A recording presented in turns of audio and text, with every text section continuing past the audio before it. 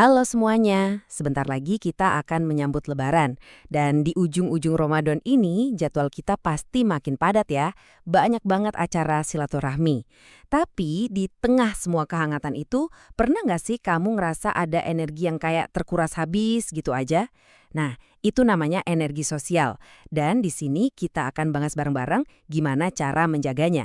Kalau kamu pernah ngerasain ini, tenang, kamu nggak sendirian kok.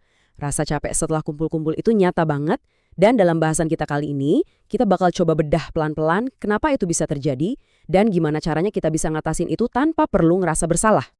Oke, kita mulai dari konsep dasarnya dulu ya. Baterai sosial. Coba deh bayangin ini tuh kayak baterai handphone, tapi khusus buat interaksi sama orang lain. Setiap dari kita punya kapasitas baterai yang beda-beda. Ada yang baterainya awet banget, ada yang cepat habis. Nggak ada yang salah atau benar. Ini cuma soal cara kerja energi kita masing-masing. Nah sekarang kita coba lihat konteksnya di bulan Ramadan. Bulan ini kan penuh berkah ya, tapi di sisi lain, bulan ini juga punya tantangan yang unik banget buat baterai sosial kita. Coba deh bayangin, undangan bukber itu bisa datang dari mana aja kan? Teman SD, SMP, SMA, kuliah, kantor, belum lagi tarawih berjamaah. Terus silaturahmi keluarga yang makin sering. Ada semacam tekanan gak tertulis buat kita harus selalu on, selalu siap sedia. Nah, yang sering jadi salah kaprah, kita jadi mikir, kok aku capek banget ya? Apa imanku lagi turun? Padahal itu cuma respons energi yang sangat manusiawi. Jadi, ini poin yang penting banget buat kita ingat sama-sama. Ngerasa capek secara sosial di bulan Ramadan, itu bukan berarti kamu kurang bersyukur atau kurang beriman. Sama sekali bukan. Itu cuma sinyal dari tubuh dan pikiran kamu kalau energi kamu itu ada batasnya. Dan itu normal banget. Dan ternyata semua ini ada penjelasan ilmiahnya loh, jadi nih bukan sekedar perasaan aja, tapi beneran berakar pada cara otak kita bekerja. Dengan kita paham ini, kita bisa berhenti nyalahin diri sendiri dan justru mulai lebih ngertiin diri sendiri. Nah, ini nih bagian yang menarik. Otak seorang ekstrovert itu kayak dapat hadiah berupa zat kimia bernama dopamin pas lagi kumpul-kumpul. Makanya mereka ngerasa makin berenergi. Sebaliknya, otak introvert itu lebih sensitif. Terlalu banyak orang, terlalu banyak suara, itu bisa bikin mereka kewalahan. Energi mereka justru diisi ulang oleh zat kimia lain, namanya asetilkolin, yang keluar pas kita lagi ngelakuin hal-hal yang tenang, kayak baca buku atau sekedar merenung sendiri. Tabel ini ngegambarin spektrumnya dengan jelas banget. Coba deh, kamu lihat sebentar, kira-kira kamu lebih cocok di mana?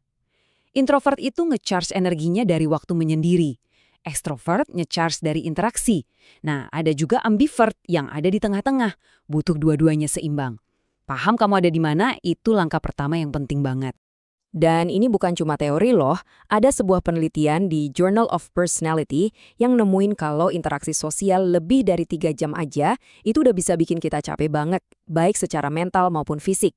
Jadi, kalau kamu ngerasa lemas setelah bukber yang panjang, ya itu wajar banget, ada penjelasannya. Oke, setelah tahu sains di baliknya, terus gimana cara ngaturnya? Nah, ada satu alat bantu yang menurutku keren banget dan gampang dipahami. Namanya teori sendok.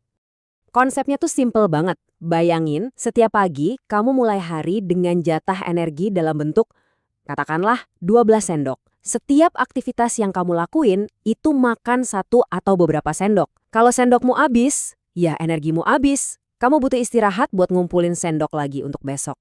Yuk, kita coba terapin langsung ke situasi Ramadan. Karena puasa, mungkin jatah kita bukan 12, tapi cuma 10 sendok.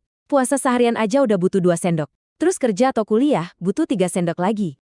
Malamnya ada undangan bukber besar, itu bisa ngabisin 3 sendok. Tiba-tiba, sisa sendok kita tinggal 2. Cuma cukup buat istirahat atau ibadah yang tenang di rumah. Kebayangkan seberapa cepat energi kita terkuras? Nah, sekarang kita masuk ke bagian yang paling penting. Terus apa yang bisa kita lakuin? Yuk kita lihat beberapa langkah praktis buat nge-charge lagi baterai sosial kita. Aku suka banget sama kutipan dari Brené Brown ini.